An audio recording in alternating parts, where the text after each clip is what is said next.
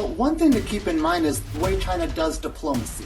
So in China's view, that's not weakness, that's considered strategic patience.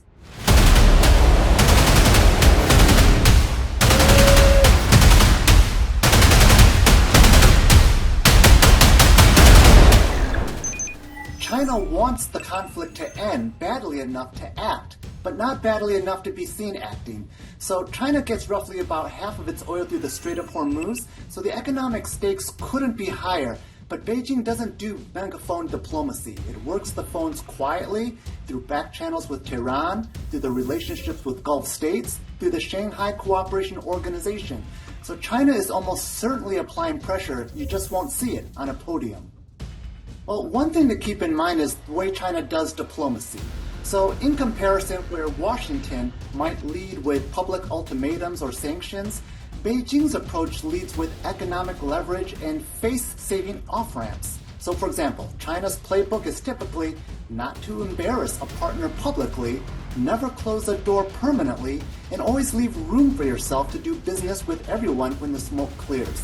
So in China's view, that's not weakness, that's considered strategic patience. So we need to keep in mind what's happening right now in the next day or so. China's going to be hosting the China Development Forum, and they just launched the 15th five-year plan. So a key priority is to maintain geopolitical stability so that they can focus more bandwidth on the Chinese economy, with which there's still a lot to do.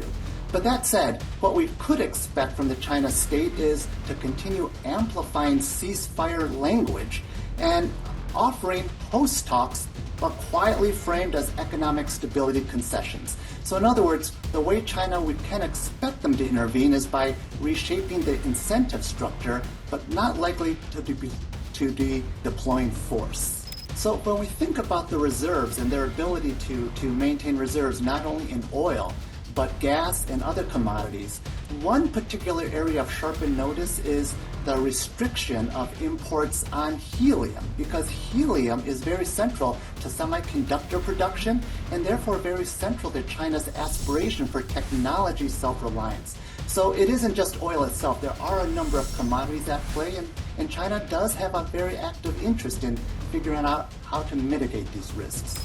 China would like to see itself as the responsible stakeholder, somebody who believes in the rule of law of an international system where you have multilateral bodies participating and having voice. Naturally, China would prefer to have the largest voice, but for the most part, China is in a position right now where they're looking to try to play neutral, because in their perspective, they're trying to play the long game.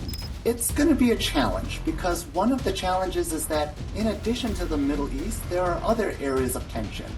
Ukraine, for example, ongoing U.S.-China relations. And one of the challenges is that many countries are being put into a position where they want to pick sides. Should they be with closer to the U.S. or to China? And that puts a lot of middle power countries in a difficult situation. So China knows it's trying to play a both neutral role diplomatically, and yet they're also in a position where they would like more of the world, particularly the global south, to align closer with China.